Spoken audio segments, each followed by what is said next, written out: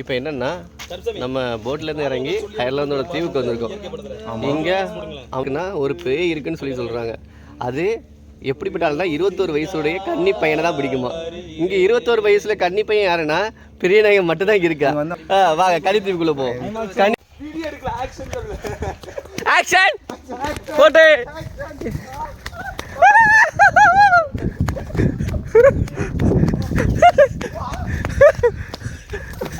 காட்டில் வந்ததுலேருந்து முனி பிடிச்சி போச்சு. ஆமாம், இதை அடக்கிறதுக்காக அகஸ்தியர் கம்புன்னு ஒன்று அகத்திய நாட்டிலேருந்து எடுத்துகிட்டு வந்திருக்கு. இது வந்து கடல் கடந்து 7 மலை கடந்து இந்த கம்பை எடுத்துகிட்டு வந்திருக்கு. இப்போ இதுக்கு இவனுக்கு வைத்தியம் பண்ணணும்.